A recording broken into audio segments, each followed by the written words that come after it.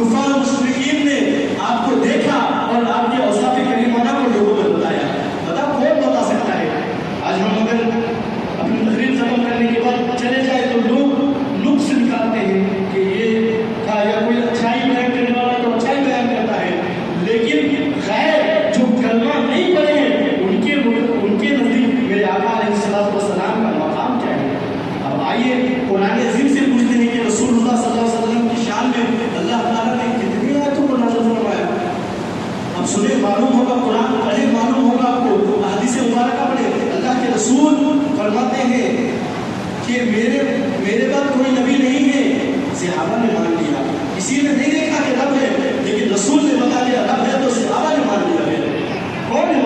جو ایک ایک الفاظ پر اتنا ایمان ڈالے، ہم عبادت کرتے بھی ان کے مقام و مرتبے تک نہیں پہنچ سکتے، ریاضت کرتے بھی ان کے مقام و مرتبے تک نہیں پہنچ سکتے.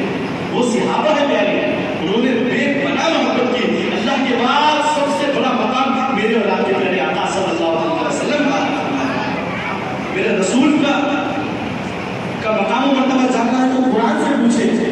اگر حضور کسی چیز کے متعلق سوچ لے، صرف ابھی زبان سے الفاظ نہیں نکالے، صرف سوچ لے کہ کوئی چیز ہو جائے، اگر کسی چیز کی توقع کر دے تو اللہ تبارک و تعالیٰ اپنے محبوب کی اس آہ کو پہچان کر جبریل امی کو خادم بنا کر نماز کی حالت میں آیت کریمہ کو نزول فرماتا ہے.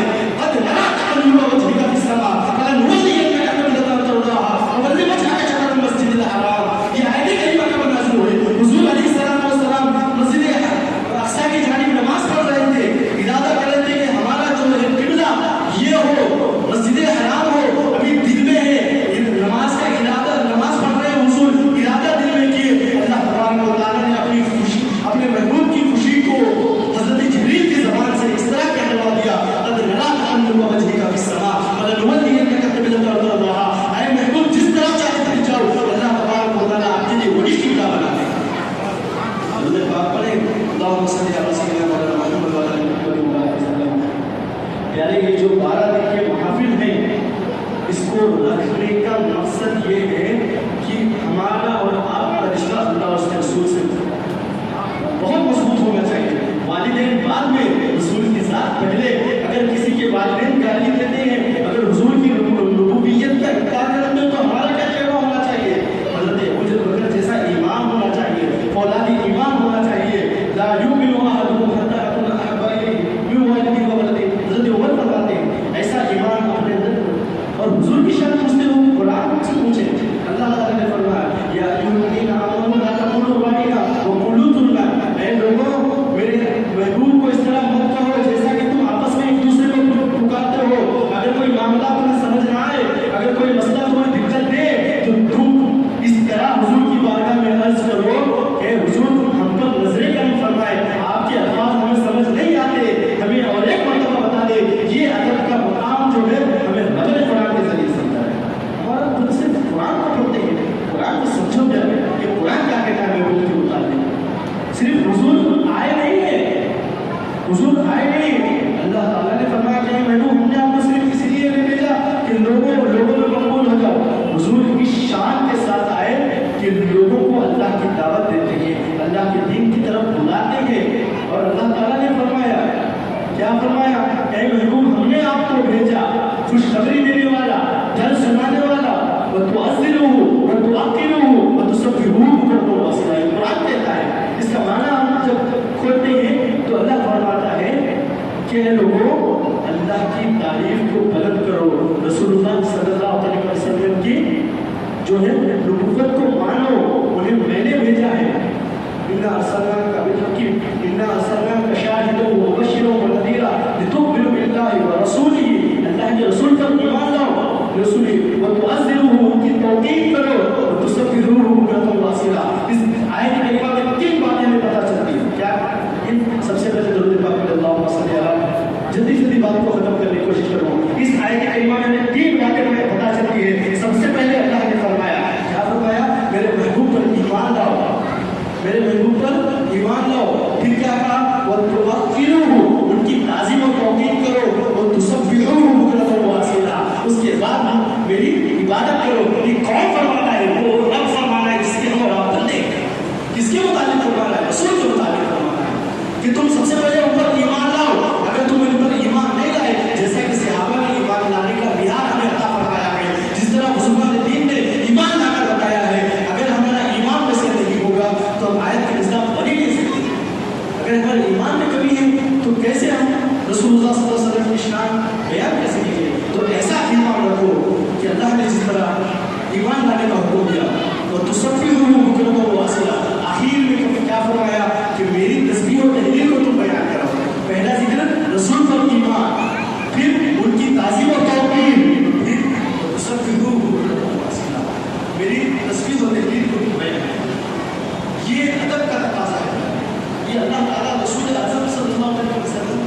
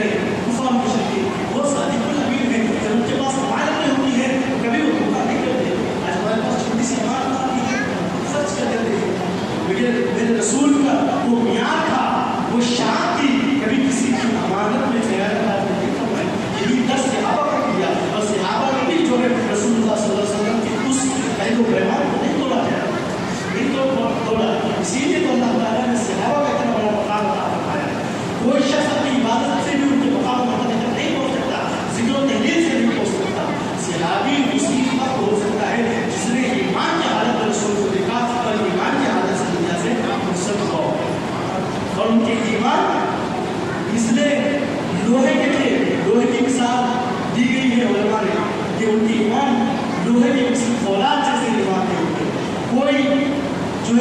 کوئی کام ان کی ایمان کو متزلزل نہیں کر سکتا تھا، کوئی چیز ان کے ایمان کو لغزش نہیں دے سکتی تھی، وہ ایسا ثابت ایمان تھا۔ آج ہم رسول اللہ صلی اللہ علیہ وسلم کا میلاد منانے کے لیے حضور کی آمد کی خوشیاں منانے ہمیں اور آپ کو چاہیے کہ ہم یہی درس اپنے اندر میں ڈالیں تو انشاءاللہ ہماری زندگی دنیا میں بھی کامیاب ہو جائے گی، آخرت میں بھی کامیاب ہو جائے گی۔ جو دل پاک میں اللہ صلی اللہ علیہ وسلم سارے جو انبیاء آئے ان کی شریعتیں جدا کرنا تھی، ہماری شریعت سے ان کی شریعت مختلف تھی، مگر اللہ تعالیٰ نے پہلے انبیاء کو بھیجنے سے پہلے وہاں عہد و پیمان کیا، اگر میرے محبوب آ جائے اب تمہارے دین کی جو ہے دین ختم، اور مصطفیٰ جو دین لالے لوگوں سے، اسی لیے علماء حقہ فرماتے ہیں کہ ہمارے آپ کے پیارے آقا صلی اللہ علیہ وسلم نبی الانبیاء سید الانبیاء ہے، تمام انبیاء حضور کے علماء فرماتے ہیں، کتابوں کو پڑھنا ہے، معلوم ہوگا ہم خوش نصیب ہیں کہ ایسے کرم فرمانے والے، ایسے مجھ کو ہدایت اللہ کے پیغام کو بغیر چمچا کرے کے اوپر تک پہنچا دیا، ایک بات کوئی نہیں کر سکتا۔ اب سابقین انبیاء کی زندگیوں کو پڑھے، کسی نے کہا اگر اپنی امت سے جو ہے اللہ کے عذاب کے لیے دعا فرما دے، اللہ تعالیٰ نے بندروں کے جیسے ان کے چہروں کو بنا دیا۔ کسی نے اللہ کے بندوں کے لیے جو کفر کیے، انبیاء کی تکذیب کی، انہوں نے رب سے دعا کی تو کبھی جھوٹوں کے عذاب کو اللہ تعالیٰ نے نازل فرما دیا، کبھی کسی کو کسی عذاب میں مبتلا کر دیا، لیکن ہمارے آپ کے پیارے آقا صلی اللہ علیہ وسلم کی وہ مبارک زندگی ہے، طائف کا میدان ہے، طائف جگہ بھی اللہ کے رسول جو دن کی نشو و اشاعت فرما رہے ہیں، لوگ پتھرے بھٹکا رہے ہیں، لوگ پتھروں سے حضور علیہ السلام کا سامنا کر رہے ہیں، لیکن حضور علیہ السلام کے زبان مبارک پر صرف یہ ایک دعا تھی، کتابوں میں آتا ہے کہ اللہ کے رسول صلی اللہ علیہ وسلم نے ان پتھر والوں کے لیے کہا کہ اللہ میری امت ہے یہ جانتی نہیں کہ میں رسول ہوں، ان کے دلوں کو پھیر دے، ان کے دلوں میں جو ہے ایمان کی دولت کو نصب کر دے۔ اور رسول نے بتاؤ جو اتنے پتھر کھانے کے بعد لہو لحاظ ہونے کے بعد امت کے لیے دعا فرمایا، کہیں کہ اور نبی اذهبوا الی غیری، کہیں کہ اور نبی اذهبوا الی غیری، میرے حضور کے در پر بنا رہا ہوگا، میرے حضور کے در پر بنا رہا ہوگا۔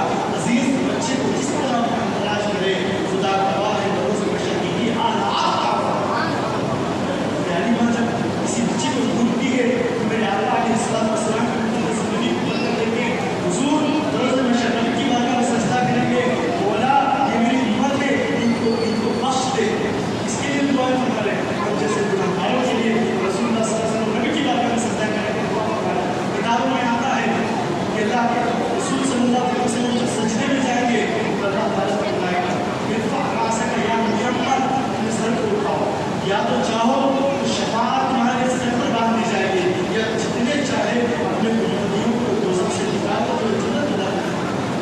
میرے رسول فرمائیں گے مولا شفاعت کہاں مجھے دے دے، تو کسی عاشق رسول نے کہا جس کے ماتھے شفاعت کا سکھا تھا اس جبین سعادت میں لا کر یہ شان میرے آقا صلی اللہ علیہ وسلم۔ اے رسول اپنے مقدر پر راز کرو، ایسے کرم فرمانے والے، ایسی دعائیں دینے والے نبی کا تعلق نے کیا کہا، کسی نے کہا وہ ہر عالم کے رحمت سے کسی عالم میں وہ تو حضرت آدم کے لیے بھی جو ہے رحمت بنا کر رکھی گئی۔ آپ نے نہیں پڑھا کہ آپ کو پتا کہ جب حضرت آدم علیہ السلام سے ایک خطا ایک لرزش ہوئی، علماء نے اس کے لیے پھر ایسا کہا، لیکن سمجھانے کے لیے کہہ رہا ہوں کہ ایک صفا اللہ اسے معاف کرنے والا ہے، تو نبی کریم صلی اللہ علیہ وسلم کی تفصیل سے حضرت آدم نے دعا کی، دعا قبول ہو گئی۔ جب نبی کے لیے حضور وسیلہ بنے تو ہم تو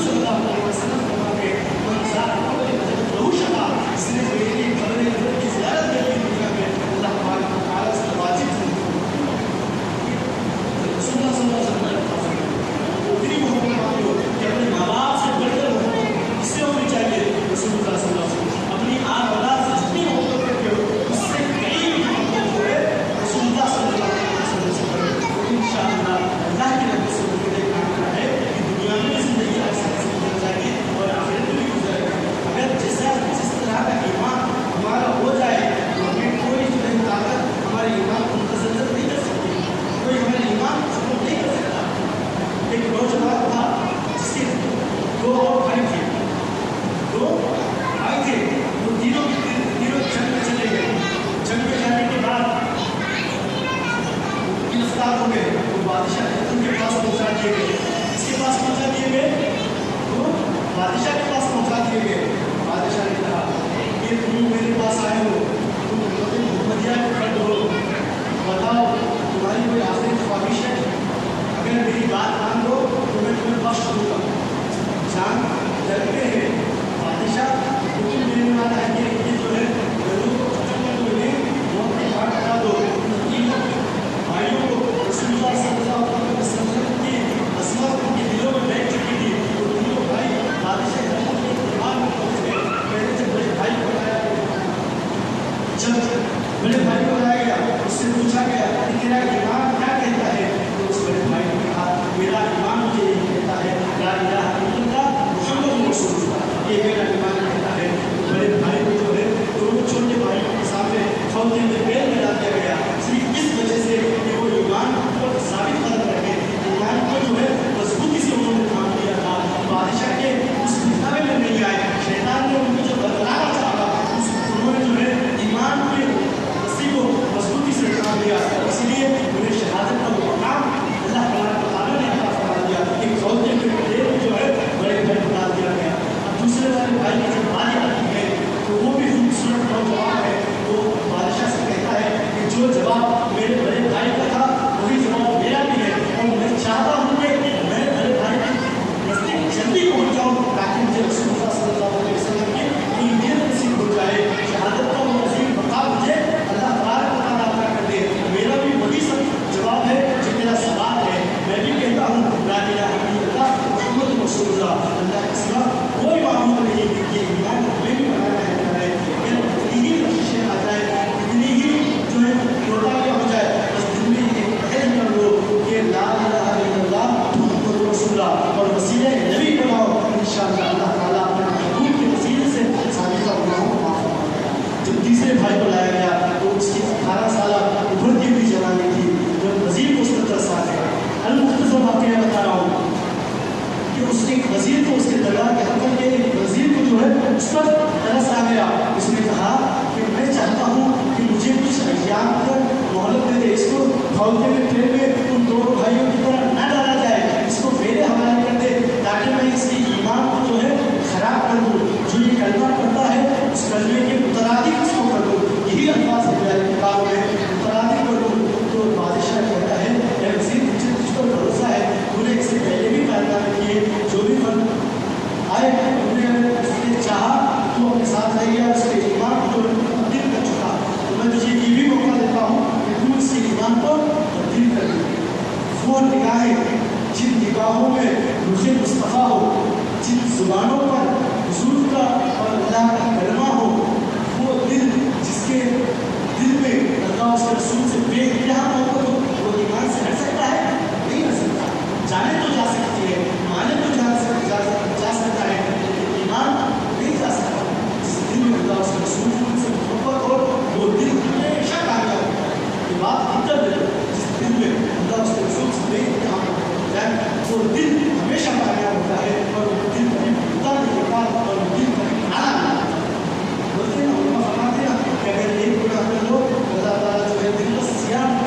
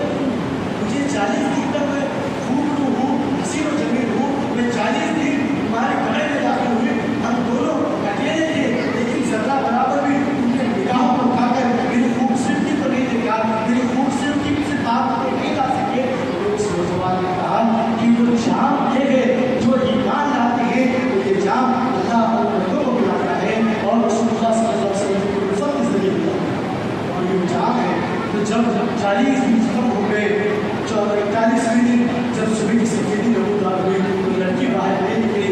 جب اندھیرا ہو گیا تو لڑکی گئی استبل سے 2 گھوڑوں پر لے کر آئی. ایک اس نوجوان کو سوار کیا، دوسرے گھوڑے پر خود سوار ہو گئے. جب قافلے سے کئی دور نکل گئے، کہیں جب صبح کی تھوڑی تھوڑی سفیدی نمودار ہوئی تو جو 2 بھائی تھے وہ ربی کی عطا سے آئے تھے. اللہ تعالیٰ نے انہیں زندگی عطا کر دی. تو جب یہ دونوں کو دیکھیں کہ وہ قافلے سے دور ہو چکے ہیں، بس پیچھے کا تو کھلا نظر آ رہا ہے، صبح کی سفیدی نمودار ہو گئی ہے. تو جب چھوٹے بھائی نے اپنے دونوں بھائیوں کو دیکھا تو سب سے پہلے انہیں سلام کیا. تو اس لڑکی نے کہا کہ یہ سلام کیا ہے؟